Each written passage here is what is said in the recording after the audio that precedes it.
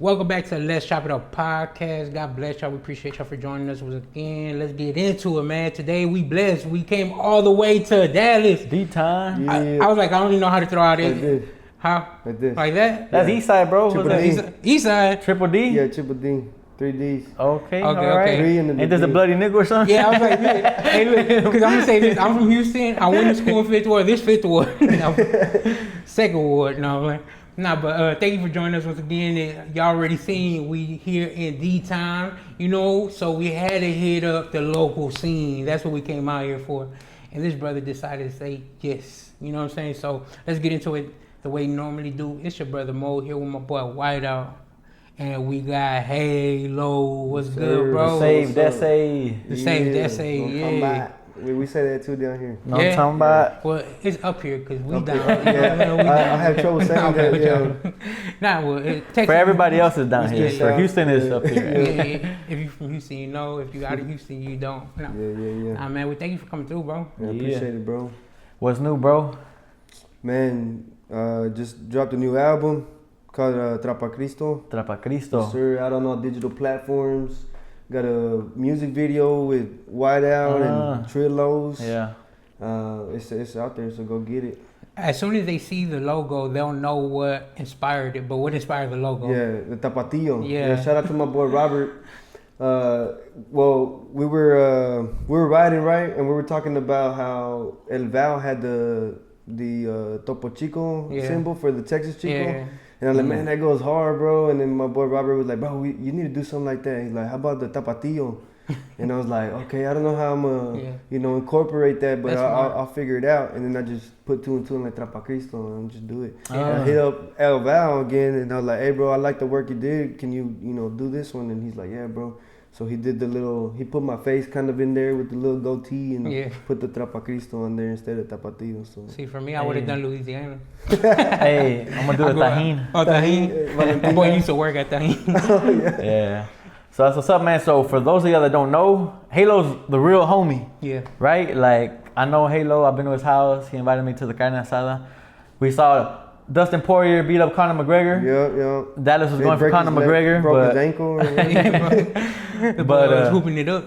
Yeah. But I love Halo, bro. I love your heart, bro. I love everything that you're doing. So when he raps and at shows and events, like, I know Halo's for real. I know that he comes from a heart that wants to serve the Lord, glorify God, give it all to God, right? So tell us a little bit about Trapacristo. Like, what's the inspiration behind it as far as the music? Okay, so as far as the music, I mean, it's always going to be about God, but I'm Mexican. I'm first generation American, I guess you could say. You know? So I grew up listening to cumbias, corridos, tejanos, and stuff like that. My dad's from Monterrey, so there's a lot of that music culture. I spoke Spanish. Spanish is my first language. Yeah. I think newspaper was my first English word. Newspaper? Yeah, newspaper. Why newspaper? I don't know. Like periódico, and she's like, no, newspaper. Like, okay. They used to say Soy americano now. Yeah. What's it called in Houston? Sabasa. Something like that.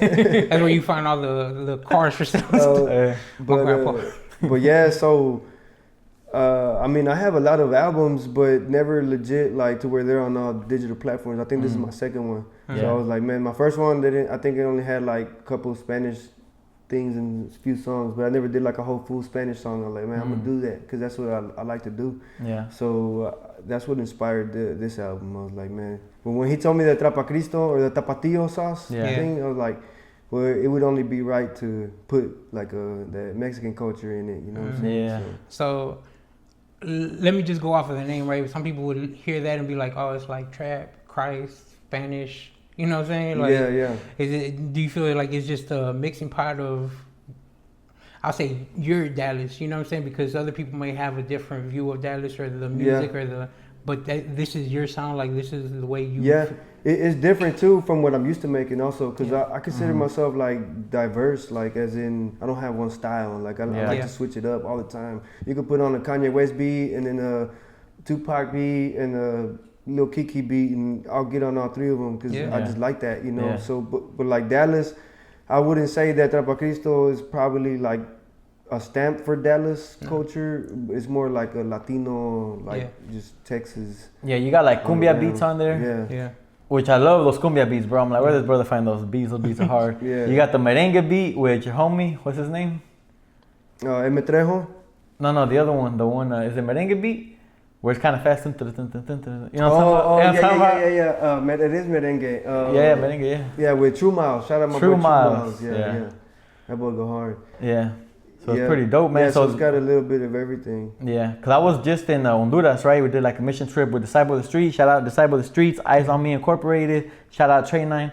And all the time I was out there, I was like, bro, they need to hear Halo. I was like, because they think our music's dope, right? Like I showed them the Save Dese and everything, but I was like, wait till y'all hear this cumbia because they really love that style. Yeah. And I feel like, bro, maybe in America it won't be appreciated, but I know Latin America, bro, like they need that sound with Christ on it. You know, not just the secular world got it, but over there the Christians are like, no, we don't jam secular. They're all like, they're real zealous like that. Yeah. So I was like, man, they need to hear this Halo, but not just here. Like I feel like all Latin America, your CD can minister to them. Like for real. Hey, real quick question, because you said something about over there, they won't listen to secular music.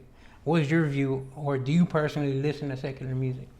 Or do you think it's all right for Christians to listen to secular music? Yeah, so I don't personally. Like rap music, secular, I don't jam it. I'll jam some country, you know, because I feel like it's got a, good heart behind it. Like, they talk about God and family and, I'm real big on family and stuff. And pickup trucks. Yeah, pickup trucks. Oh, yeah. I mean, he has one. I got a Silverado. So there you go. That's right. You know what I'm saying? So, and that boy rocking boots. If y'all can't see him.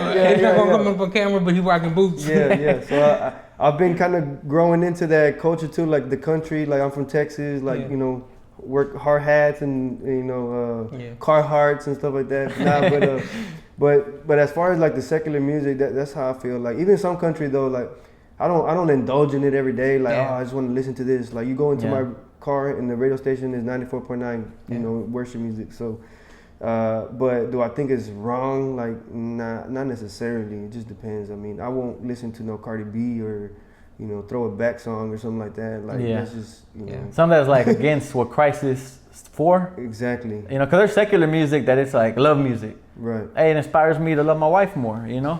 But then if it's like a secular song, like go cheat on your wife, or I'm cheating on my wife and I like it, I can't be jamming that. All I know is there's nothing wrong with a little bump and grind. In the context of marriage. Okay, my bad. I guess there is wrong. Nah, but I guess another thing I'll add, since we're talking about like views of Christians listening to secular, what's your view on Christians cussing? On Christians cussing? Yeah, because we were speaking about it earlier. You know what I'm saying? Like, I don't know if I was telling him that. OB on beat. On beat. Well, he had posted something. I don't remember exactly what it was, but he was speaking to in regards of like Christian artists judging other Christian artists type thing, and not being spiritual or Christ enough or whatever. But he ended the post with a ASF. You know what I'm saying? Oh, okay. You know what I'm saying? Or AF. I see a lot of Christian rappers use AF. AF. It's the same thing. As freak. Yeah. For the PG version. As forgiven. No, there you go. And be careful with the A. It's AS, not two S's. Like I don't cuss in my vocabulary. Like like I don't walk around cussing. I don't make posts about cussing. I don't agree with it, or even putting it on music. Like I don't agree with that. Now if I stub my toe, you might catch me saying something. Yeah. You know what I mean? It just comes out. Like I'm human. So in that perspective. I mean, nah, I don't agree with it being okay. I mean, it's profanity, you know. So, and music, and there's a lot of people watching. Whenever you're a Christian and you have a platform, any kind of platform, people are looking to you. People are watching to see what you can do with you can't do. You know what I mean? Even looking to you, whether it's motivation or like this is a standard, or looking to already pull you down and be like, you see, they mess up. You know? Exactly. So I mean, I understand that we're all human, and I mean, I don't agree with judging others either if they do cuss. Just love on them. But as far as like it being okay on a platform or using it as like your regular vocabulary, like but then it's crazy because then I got a pretty open mind, That's my point of view, but then I got an open mind to where it's like I try to understand people. Somebody told me like this too. It's like, well, a cuss word is just a like an expression. You know what I mean? Like in one language it means this, but in another language it doesn't even mean that. Yeah. You know, and like you could say, you know, shoot or shoe, and to somebody like in Spanish, like that's a cuss word. You know what I'm saying? But I mean, I don't know. I heard that argument, bro. But what I say too is like, okay, but in this language. Yeah, in this language, what does it mean? You know what I'm saying? And what are you trying to say? Right. You know, but that's a bigger conversation too, man. Yeah, one thing I was telling him is like, I'll just say like CHA charges because they're in the spotlight. You know what I'm saying? It's like if you wouldn't say it on the pulpit. Exactly. You know what I'm saying? Like, don't just be a Christian on Sundays, you know what I'm saying? Or when you're performing and when you're off stage, you cussing, smoking, and drinking, you know what I'm saying? Like, be real on and off the stage, you know what I'm saying? Like, because you're not impressed. I mean, you're impressing man, but God knows, you know what I'm saying? Yeah. Or the other argument I heard is that when they're trying to replace the bad word for a good word, like like crap, you know, they're like, well, it's the same meaning, you know, what's the difference? In your heart, you know what you meant. Yeah. You know, God knows. So, I mean, like, I don't know. I say I'm one of those guys, though, that does replace bad words with other words, like, oh, crap, oh, snap, you know, or shoot. I say stuff like that, but I don't. It's, you know, cussing's just not in me. Yeah, I feel that, man. And also, too, bro, you're a father, right? And let me tell a funny story, man. We had an outreach. When was it? 2 months ago here in Dallas. Yeah. And like August, right? Yeah, like August or something. And Halo invited me because we did that song "Saved Essay," and that boy Halo runs on stage with his infant. He's the first rapper I seen run on stage. He had his daughter because his daughter's on one of the songs. And then he had his infant, so he's on stage like trying to rap, and he's holding. How old was your baby? I don't even think he was 1 yet. Yeah, he was like under 1 in months, right? Yeah. And Halo's over there doing his whole set with his infant in his arms. He's all falling off. Fatherhood don't stop, man. There was a moment where I saw him bobbing his head and throwing his hands up. I was gonna bring him on the interview too, but my wife was able to watch him. Oh, okay. Because I was just like me being real. You know what I mean? Like that's just where I'm at. She wasn't able to make it to the concert or you know the ministry, so or the outreach, but I mean, like even somebody told me something when I was going up there. You can't do that. Yeah, well, that's against the church rules. He was just like, the audio. Are you sure you're gonna take a kid? Like, you don't want somebody to watch him? And I'm like, nah. I mean, I don't really know nobody like that. You know. Like, it's cool. Like they're with me. You know, my daughter. All I'm doing is just spitting bars. Yeah, and I'm like, hey, and plus, I think it's good because you're like getting them involved. You know what I mean? I know. Raise them up in the way. Yeah. You gonna have that video, bro? You've been on stage ministering since he was 10 months. Yeah. No, but that was good because to me that showed like even today you brought your daughter. Yeah. You're not just a rapper, but you're a father first, right? Exactly, how important is that, bro? Like in your life, and then anybody that has children, how important is it to put that? Don't forget the fatherhood when they're trying to pursue Christian hip hop or Christian ministry. How important is that? That's super important, bro. Like that is your ministry. That's your church. It took me a while to understand that too, because I had my daughter when I first got saved. And then I had my daughter. Like life hit me real fast. I was 19 years old. I was involved in a ministry church, and we were like hitting the streets every day. I was doing music. I was like full on, like head first, boom. And there was times where like I didn't understand about like family, you know, the importance of putting that first. And I thought that, you know, putting ministry is putting God first. Like, well, that's what God first. Yeah. And like I'm putting that first, you know. Seek first I'm the being kingdom selfish. of God. Yeah, I'm putting my cross. Like I'm picking up my cross, you know. I'm being selfless. Like it's a sacrifice. It's a, you know. I would, you know, they would. Now I wouldn't say they would teach us that, but it was like what everybody believed, and I did too. I fell into that. Like having that zeal and ministry first. Yeah, kinda. Ministry. Like it's important. You know, like your family, they should accept that. Yeah. And even if it hurts, they should all sacrifice it. You know. Jeez. And now I've come to the realization that that's not, at least for me, that's not how we finish. If you're single, serve while you can, because when family comes along, priorities start to shift. Yeah, and I believe it's not an excuse for people not to serve after they have family. Exactly, bro. Like I serve now. Yeah, that boy still serves. Yeah, so you have I to still find serve. The healthy balance. Exactly, bro. And I used to think that it was a healthy balance was equal too. Because then I started like, oh, it has to be equal. That's a balance. Now it's like, no, now I put family more than ministry because I only serve once a week now. And I used to serve three to four times a week. Hey, like, look at Moses, bro, when he came back with a family, you know what I'm saying? Like, and so I think it's super important, bro. I think COVID taught me a lot too. God used COVID to teach me that because I wasn't able to go to church. I had to, you know, practice it at home and just do family stuff, you know. And I love family. Don't get me wrong. Like, not that I ever, you know, rejected my family or nothing like that. It's just I was so on fire for God, and I love God so much that I was willing to do that, you know. But now I'm like, God really had to tell me Himself is like, no, like this is how you serve me. This is like, you know, I've always said I'm gonna be a pastor one day. I'm gonna be on my own church one day, and God told me like, this is your church. You are a pastor right now to your kids and to your wife.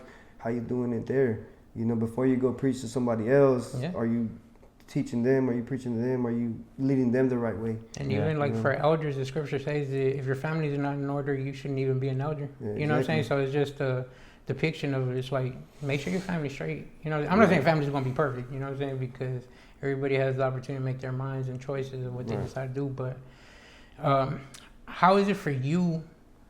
So we saw the stage side of stuff and that side with family, right? How do you balance, like, I got to go record, you know what I'm saying? Or I got to go, whenever, let's say you have a show in Houston, you know what I'm saying? Like, sometimes you can or you can't do it. You're like, how do you balance that side of it? You know what I'm saying? I took DJ Overflow's advice one time when he was on the Let's Chop It Up podcast. He said, put it on the calendar. He said, put it on the calendar. And we were already doing that in somewhat, you know, but we weren't like good at it. We weren't good at putting it now. I told my wife, like, man, we got it. We have to. And she's real big on that. Like, if it's on there, we got to stick to it. If it's not on there, I'm sorry, you know, but it's not on there. Yeah. So. And you got to put the request in through 2 to 3 weeks ahead of time. And it got to get approved by both parties.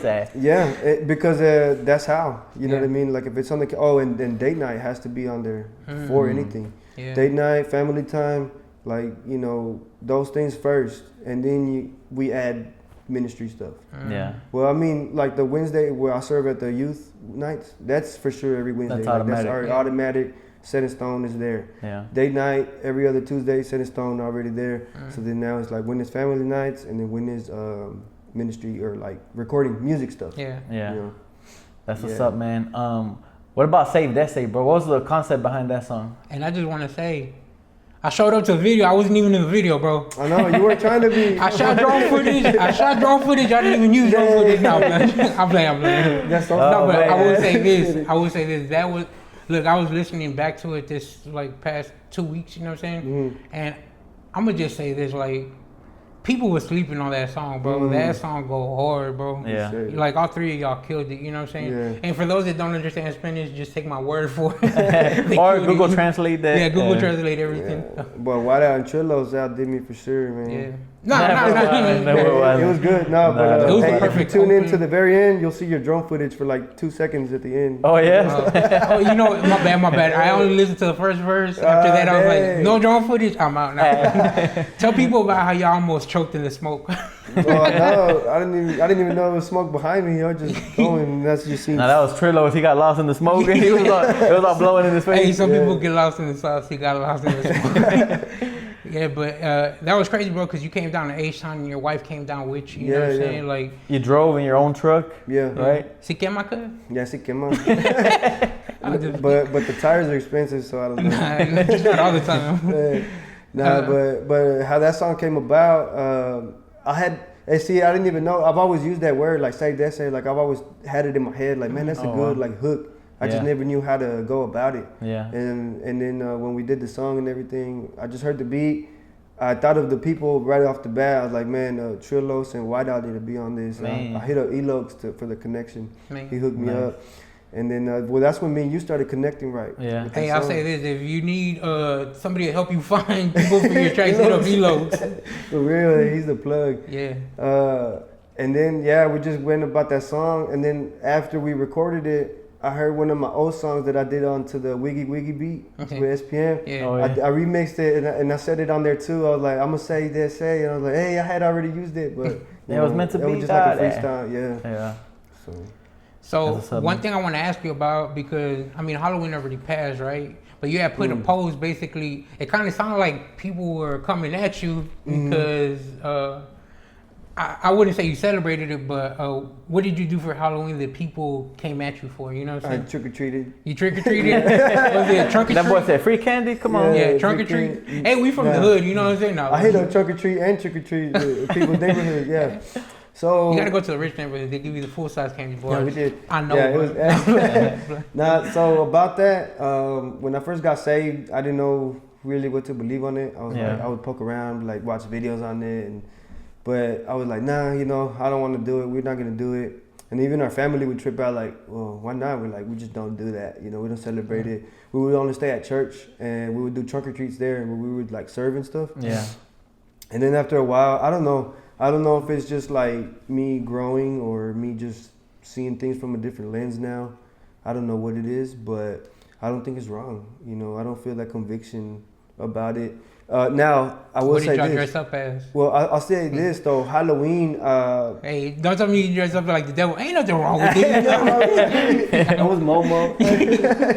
Nah, I was an alien, bro. An alien was picking me up. Yeah, brother, here, bro. Why you messing with the illegals, bro? So, I mean, I understand that Halloween has its roots, you know, of like evil, you know, I can't deny that, but... I think it's with a lot of things, bro. But ain't every holiday pagan?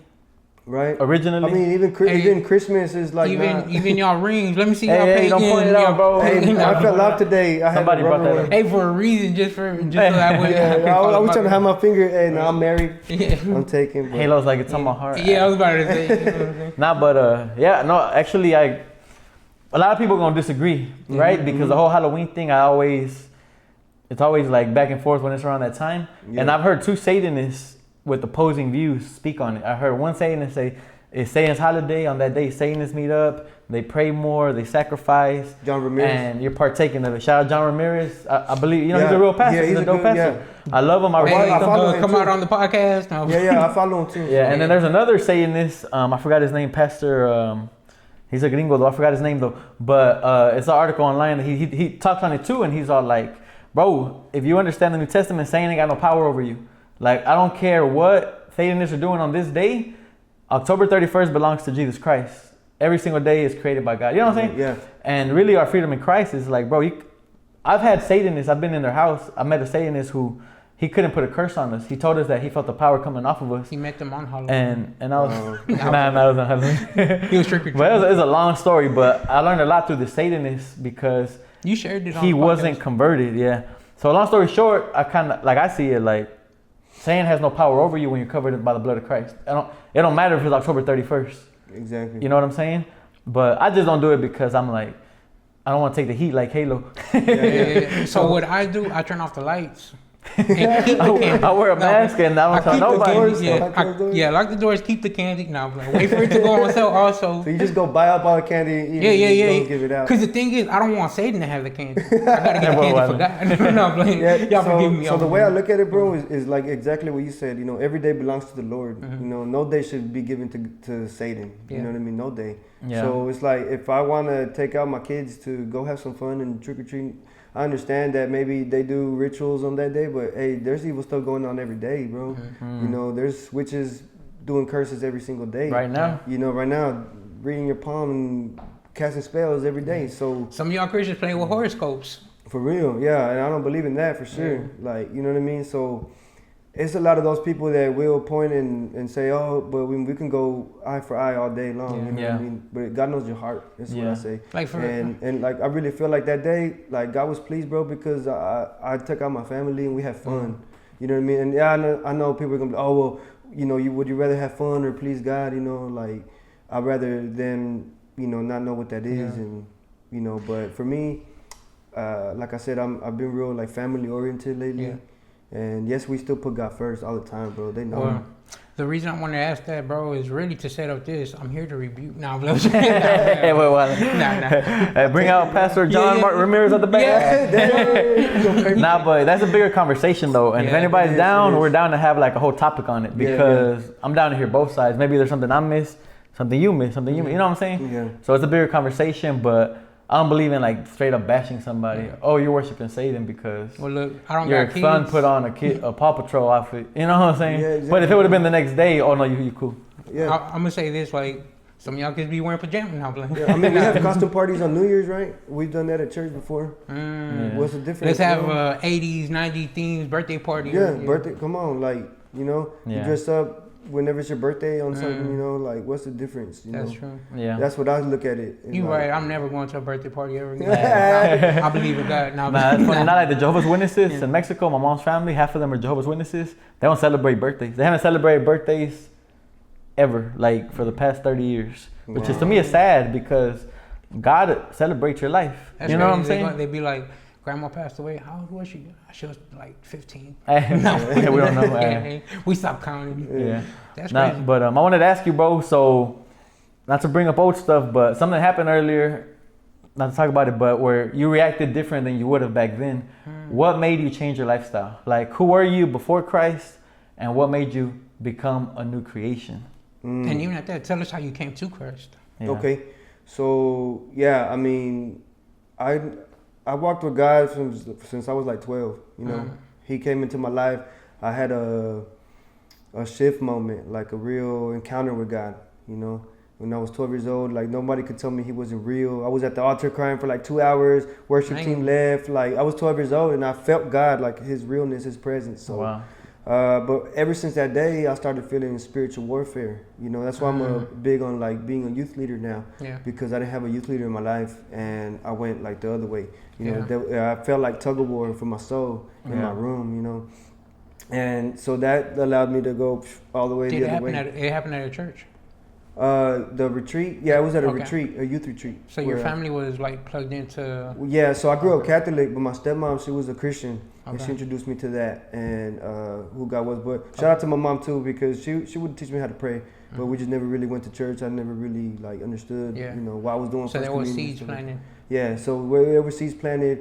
When I was 12 years old, I felt God. He got a hold of my life, but then you know, spiritual warfare started happening. So then I started going the other way. When you say spiritual warfare, what do you mean? Like, can you just give us an example? So I mean, like literally drifting off the other way. Like every year I got worse. Every year I started getting into things I said I would never do, like drugs and alcohol and you know stuff like that. At a young age too, like 13, 14, I started smoking cigarettes, and I started smoking weed, and one thing led to another. You know, by the time I was 19, put it this way, I was selling ice, and I got robbed then for 2 ounces, and I was in debt with a lot of people. Yeah, so long story short, that's what led me to Christ, because I was at my rock bottom. I was at my lowest low, but I always knew God. I was like that guy that would always get drunk and I was talking about God.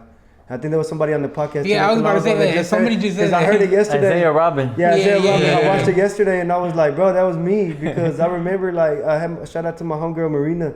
We would be chilling, drinking, and I'll be like, hey man, like, you know, one day I'm gonna come out of the pen, and like, because I already see, that's another thing. I knew that that's where I was headed. I knew the path that I was chosen. I was like it is what it is. Ain't nothing else coming out of this life. And it is what it is. That's what I'm gonna do. But when I get out, one day I'm gonna be like an OG preacher. Like that's what I said. And little did I know it was gonna happen like that, like quicker than I thought. I mean, probably like even that year it happened. You're gonna be an OG in the things of Christ. You know what I'm saying? For real. And so I was 19 when I gave my life to Christ. Shout out to I gave my life back to Christ. Shout out to young Cortez, because I went to his house. Little did I know that he was saved. That guy from Houston? No, he's from Dallas. I'll take him back. Okay. You know what I'm saying? I'm just saying, like, I seen him at a Texans game the other day. Hey, but he's still a Cowboys fan, though. So. Deep down inside. No, but shout out to Cortez. Yeah, shout out to Cortez, because his cousin, I was doing music with him. Okay. He's like, hey, let's go to Cortez house. I knew him, but I just didn't know him like that. Y'all were doing music in the world, or? Yeah, doing music in the world, and I mean, like, I was drunk, I was high, didn't do my thing. I was like, let's go. So we went to his house, and at that time, Cortez, I think he was going through some things that day. It was just crazy, because like somebody that he knew passed away that day, right? And so we were like, bro, we could come back at a later time, and he was like, nah, bro, like, come in, you know, it's cool. So, because I knew that he was going to preach to us. Now I know that, you know, he wanted to preach to us. And so that's cool, man. Shout out for that, because that's putting your problems to the side. That's really being Christ-like right there. Yeah. And so we went in. He was the same age also? What is that? He was the same age? Y'all near the same age? Nah. Oh, he's older? Yeah. Hey, you young, bro? Yeah. Young Cortez we'll is young? talk about that. But so we went to his room, right? We were recording, we're doing our thing, and he's like, hey, bro, that go hard, I ain't gonna lie. He's like, but look, check this out. And then he put on some of him and Marco. He got a song with Marco back in the day. And I was like, man, and I know Marco too. Shout out Marco, because we went to high school together. He used to sell me weed.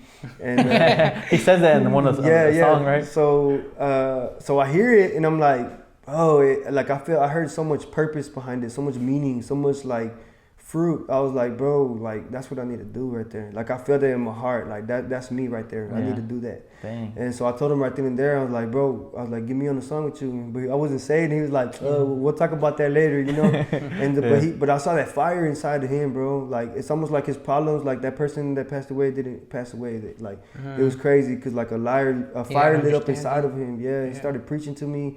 And I was like, it's like almost like nothing else mattered. And I was just like homed in on Jesus. And I was like, man, I missed that. So the next day I hit him up. Long story short, he prayed for me. I felt the Holy Spirit come into my room, held my hand. And I was just broken. I was just crying, bawling. And I felt something lifted off me that day. I had a bottle of lean, I threw it away, ounce of weed, threw it away, pack of cigarettes, threw them away. But I was real with God though. I told him, I was like, God, I'm not gonna promise you no, because I would always make promises like, God, if you get me out of this, I promise I'll stop. A lot of times. If you turn off the light, I'll serve you forever. Yeah, he got me out of a lot of things like that. You know, I would pray, but this time I was like, I'm gonna be real with you. I said, I'm probably not gonna stop right away drinking and smoking. I'll throw it away right now and stuff like that, right? But I'm probably gonna fall. I said, but take it away from me. And he did, bro. So what he did was give me a new mind, because after that, and a new heart, because I just out of nowhere I was just turned on to the things of God. And shout out Cortez, because he discipled me for those few months that real one. Yeah, he discipled me and started telling me like hey bro, kind of showing me the ropes, because I was new to it. I was so stuck in my ways, and little by little, 3 years later, it took me 3 years. That's what I tell people, man. It's like you gotta be, once you're real with him, you don't gotta change before you come to him. You don't gotta clean yourself up. That's the one thing people say. I'm gonna get right one day, and I'm gonna get right with God. Exactly, bro. And no, he knows your heart. So then he'll give you a new mind, and then he'll start to remove those things out of you. So it took 3 years for me to be like fully clean where I'm at now. I've been saying that was 8 years ago. It took me 3 years to stop watching porn, to stop smoking, to stop drinking, like fully, Yeah. And it was like a constant struggle for 3 years, where it was like I would get up, I'll fall back. I'll get up, I'll fall back. But I pushed through, Man, so don't give up on people on year 1, year 2. But after year Even 3, it's more. That's a cutoff point. Yeah, I never thought of it like that. 3 years, right? The 3 is the perfect number. Yeah. I never thought of it like that. But I mean, there is no time. Everybody's testimony is different. I know people where like overnight stop smoking crack. It's crazy. I can't remember where in scripture, but somebody in the New Testament had said, by this point, I would have thought you would have been teachers by now. You know what I'm saying? Or Hebrews. The point being is that it's like, at a certain point, it's like, hey, how come you haven't gone out of this? You know what I'm saying? Like, but that's crazy, because there's an expectation. And a lot of times some people want to use the excuse of, it's like, man, it's just God's working in me. And it's like 10 years later, God's working me. I still ain't married this girl. Exactly. No offense if that's your situation, but I'm just saying, if it hurts, it hurts. Yeah. I mean, if you're still struggling if I was still struggling with smoking and drinking after all this whole time, then there's a problem. Yeah, you need to sit down and have people pray for you, get in the word, really think. I'm not but saying that's the thing, is like you got to acknowledge what you're doing is wrong too. Yeah. If you know what you're doing is wrong and you're repenting from it, I think you're headed in the right direction. Yeah. That's true. Yeah, amen. So basically, all that time you hit rock bottom, you say you got robbed. Yeah. Was that your rock bottom moment when you got robbed? Yeah. And what was I was it gonna like? get killed. Oh, so what was that like? You just, look, Jesus saved me. I give you my life. Or no, not right away. Like I had, my intentions were different. Like I was like, So get back. Yeah, for real. Because I was like, it's my life, or his. But that was my evil way of thinking. That was just my fleshly way of thinking, and that's what it was. But once I gave my life, like. It just a lot of events happened after that. It wasn't just that, it was like getting kicked out from my parents' house and having nowhere to go. Then like hitting rock bottom because I went to my grandpa's house, and it's like that was like the last resort. Like nobody else would take me in, And so then I was like, man, I need to get right, And that was my and I thought in my mind I was getting right by stop smoking, I was like, I didn't say I was gonna stop smoking. I said I'm gonna stop popping bars, because that's one thing. There was like a little time frame where I was into bars a lot and cocaine, And I was like, man, I'm gonna stop doing those heavy drugs. I'm gonna just smoke weed. I'm gonna drink. I'm gonna just work, and then that's it. You know, I thought that was right. I thought was it like like you're justifying yourself? Exactly. Like, I was like, you know, I'm doing good for myself. Self-righteousness. Yeah, I'm gonna stop selling. I'm gonna just get a job. I'm gonna pay up right, and I'm gonna do. You know, I'm gonna man up. Yeah, be like a good person. Exactly. Like a man of society. That's what I thought. It's funny y'all say that, right? Because right around the time I got saved, like I was doing good for the stuff I was doing in the streets. That I was like, I need to do good for the neighborhood too. If not, I'm just scum. You know what I'm saying? Yeah. So it's like I was volunteering at the park. You know what I'm saying? Baseball coach, and I would go feed the homeless. That was a baseball coach. Yeah, for real. I was a baseball coach. With drug money. With drug money. We ain't gonna say all that, you know what I'm saying? I do feel bad because buying kids ice cream for drug money is kind of like, you know what I'm saying? Yeah. But going to go feed the homeless, and in my head, I'm like, hey, God, you know what I'm saying? Like, we back. Equal. My good you know what I'm saying? stripes. Like, yeah, I'm like, in my head, I'm like, I didn't even think it was Christian, but I guess now looking back in my head, I thought that was Christian. Yeah. But to me, it was more of a thing. It's like, for all the bad I've done, I got to do some type of good. Yeah. And it was like, it's funny though, because that's where God found me, you know what I'm saying? Because I realized afterwards, it's like, man, God, you already prompted my heart to do these things. And I thought I was doing it just because I wanted to be good, but you were using me, whether I realized it or not. Because even for people out there that are wilding and they think they're doing good just because they think they're good people, it's like, man, God's using you, whether you realize it or not. Is he using it to the fullest? Possibly not, because you're not allowing him to. Right, but right. I want to say something because it kind of relates to that. It's crazy because there was a little point in my life where I was hanging with this gang, right? And I'll just say it, if y'all want to take it out, you can, but just for purposes of the story, there was folks and their sign was a pitchfork, right? Yeah. And they would call each other brothers and sisters. Yeah. And we would say love every time we would say bye or whatever. So I was a part of it for a little while, you know, with them. GD? I didn't know what I was getting myself into. Was that? GD? The what? Gangster Disciples? MLD. Oh, MLD. Yeah, Men That Land Disciples. Okay. So I wouldn't say I was necessarily like in it. I was just like associated, you know, affiliated, if you will. But I didn't know what I was getting myself into. So I went home, and like I said, at this time I was running from God. Yeah. Right, so I would go home and I feel spiritual warfare. I was looking it up like on Gangland. I'm like, what is this? And I would see that they had like demons as their mascots, and like they would get it tatted up, demons. Yeah. And we even had somebody. I got a demon right here, bro. Yeah. so I started seeing, and I would feel that. That's when I really feel like the devil had a grip on me, you know, because I was like so lost, and I felt so evil, so dirty, so lost, bro, very lost. And anyways, fast forward, you know, and I'm gonna say one thing real quick though, is I did it because I was seeking like that brotherhood. I was seeking like that belonging, family, somebody, you know, because as a kid I was moved around a lot, and I never went to one school like all the way through, and I never had homeboys that from when we were little all the way to grown now. Yeah. So I always sought after that, like that brotherhood. Yeah. So later on, fast forward, I get saved, right, and God opened my eyes. I'm like, man, like, because we would call each other disciples. Right? Yeah. And then now it's like I'm a disciple of Jesus. I got real brothers in Christ, real sisters in Christ, you know. Now I got real love. I know what the definition of love is. Yeah. Like, man, so what the devil means for good, for bad, God turns for good, but he perverts everything too. Yeah. The devil does. So. Right? So because he knows that people in the hood, they seek after that stuff, that brotherhood, and maybe they don't have something at home, or maybe they don't have that, and he perverts it, right, and turns it into evil ways. Another one point out was you got kind of saved through Christian hip hop, right? Because Cortez started preaching to you, it reached and me. The music is what kind of touched you, bro. So how fruitful do you think Christian hip hop is? How essential is it? Yeah, it is. It's very, even when you don't think it is. Yeah. It's like that one person, that's all that matters, you know. And I've experienced that too before, because like I said, ever since I got saved, I started doing music. Up until now, it's been 8 years of it, and there was a point where I stopped for a whole year, and I didn't think I was gonna get back into it again, because I was putting priorities first, you know. And I was like, I don't want to do it no more. But then God called me back to it, and I feel like that's why, because I met this one guy too at a concert one time, and he's like, hey, you're Halo, and I was like, yeah, bro. He's like, man, he gave me a big old hug. He's like, bro, I just want to thank you because you gave a CD to my dad one time, and he put it in the lowrider, and he said that he was like washing it, cleaning it, and it ministered to him, and it made him want to go to the men's home. And then after that, he like graduated and ran in, you know, second phase and all that. So now he's like a minister. I was like, praise God. Praise God, bro. You know, so I was like, God, you a real one, bro. Go Jesus. Yeah. Hey. you know who you are. I don't know if you want me to say your name, but shout out to you. And so I say that because it's very important, bro. Just that one, you know. Because after that, I was like, man, God, I'm sorry I ever doubted you. Because it was God showed me that moment because I was asking at that time. I was like, man, should I quit? Like, I don't see no fruit from it, you know. Like sometimes you get discouraged because of views and stuff like that, and it ain't about that. But sometimes it can be discouraging. Like, man, who am I even really talking to then? Yeah. But just that one person, you never know. Like all the CDs I've handed out for free, like just go out, hit the streets and hand them out. You never know, man. Just because they don't come up and tell you, like, hey, you changed my life, or that changed my life, it could have really, you know. What if they turned out to be a pastor one day? And you know, you were a part of that. You know what I'm saying? Yeah.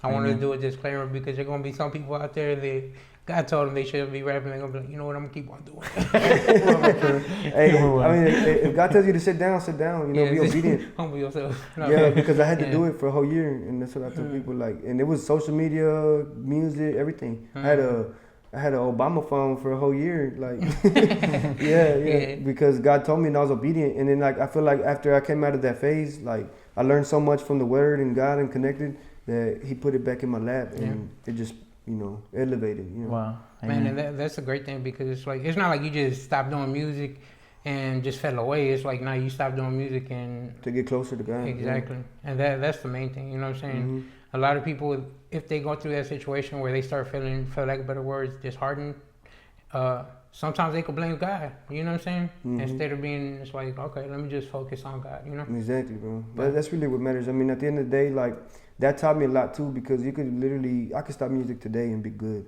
Like, it's not an idol. Yeah, no, it's not. It's not your identity. It doesn't make you. I think at first it could have, you know, been close to that because like it was all about music. Like I love this thing. You know, I want to make it big. Like that was my intention in the world. So when I got saved, I really didn't. That's why I tell people it is important when you first get saved and you want to do music. You know, take a little time to yourself. Get discipled. Get to know. Yeah, get discipled, bro. Because I was getting discipled and doing music, but I don't know if necessarily that was the best thing. But then in the flip side, it kind of helped me too. You know, so. And get plugged into the church, because it's crazy if you over here spitting to the church, but you're not even plugged in at the church. Exactly, bro. Yeah, get plugged in, man, for real. No, but I appreciate your honesty in that, because a lot of people won't say that it has been an idol in their life at some point, or maybe they're going through it. You know what I'm saying? And it's a realization where it's like you really got to get along with God. I'm pretty sure you realize it afterwards, because when you're in it, it's like, it's my heart for the Lord, you know what I'm saying? Right. Like even now, like this year, I set aside some time and I said, I'm going to make one album, a few singles, a few music videos, and that's it for the year, because I got to focus on my family too, you know? Yeah. It takes time and money, bro. Yeah. That's what people don't understand. And that's why for a long time, I didn't put my stuff out there, because I didn't like invest in it for the quality and all that, because I'm like, I don't got money for all that, bro. I'm going to just get a beat off of YouTube and record it. I don't care how it sounds like. I still be recording my stuff on a 2011 and ain't nothing wrong with that if that's where you're at, you know what I'm saying? I did that for years, but this year I kind of stepped it up a little bit to where I started investing it, because it's time that I'm taking away from my kids. It's time that you know, you're putting work into it. So it's like, why not give it your all? But you know, you don't gotta do 10 albums a year. You know, just do one. Like do an EP with 3 songs on it and go hard. And then just, you know. But that's where I'm at now. So like right now I haven't done music in a while, a few months, because I've been focusing on family. You know, got the holidays coming up, so.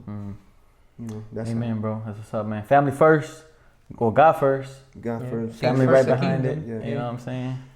So, what do you got planned for 2022? Yeah, I haven't sat down and planned anything yet. I know I'm gonna have. Well, you got Wednesday serving on the calendar and Tuesday date night. Tuesday date night. So Tuesdays, every other Tuesday, and Wednesdays are. So don't hit me up on a Tuesday. I'll be flirting with my wife. You know what I'm saying? Don't expect no callbacks. Right.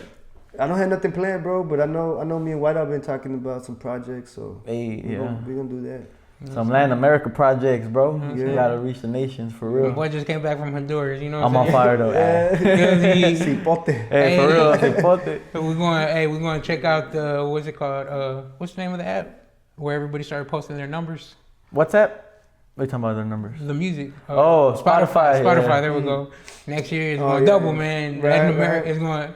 The nations is gonna have like 15 from Latin America. Right, from South America. Shout out to White Out. He spread out my music over there. You know what I'm saying? So Halo, bro, how do people find your music if they want to check you out? Jam that Trapacristo. or reach out to you on social media? Yeah, how do they find you? How can they get to you? It's Halo Segura, HALOSEGURA, Halo Segura. And on Facebook it's Angel Segura because that's my personal. My name is Angel. On Spotify, you could just look up the album. So I don't think I put it specifically. And there's a bunch of Halos. There's a bunch of Halos, man, my fault. So just look up the album though, Trapacristo. Or Go on YouTube, type in Halo, save the essays. It'll come up, yeah. I'm telling you ain't gonna regret it. You know what I'm saying? That's a banger. Yeah. So, but on Instagram is Halo_CLN. CLN. Yeah. Okay. Nice. Man, bro, well, first off, I just want to say we appreciate you for coming through and chopping it up with us. We have been trying to make this happen, you know, so we try to get you down to Houston.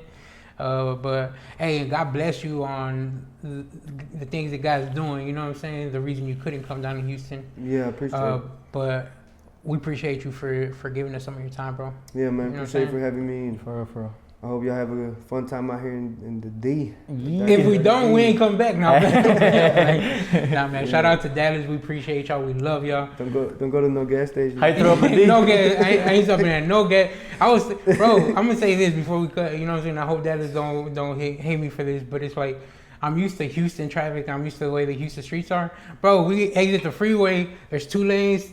The middle lane could turn this way. There's 2 lanes on this side. The middle lane from that one could turn this way. So it's like, bro, it was confusing. I was like, yeah, it's confusing for sure. It's like a spider web, but it's like 3 cities all in one, and the freeways are all connected. Yeah, it's grown too, and thanks to the Californians flooding in over here too. They come. Oh, I was gonna say they coming over here too, bro. Bro, yes. Hey, look, bro. I'm just saying, like, I ain't gonna say nothing. You know what I'm saying? But discernment, no. But yeah, man. I'm gonna stop there because some of them might be watching, and we love California. Yeah. But this has been the Let's Chop It Up podcast. Don't forget to like, comment, subscribe, do all that good stuff. With that being said, God bless. God bless. In Jesus' name. Yeah. Hey, I'ma say this, I spell E-S-E. Straight up out of Texas like E-S-G. I was riding with the A-ball, no NJG. Now I'm riding with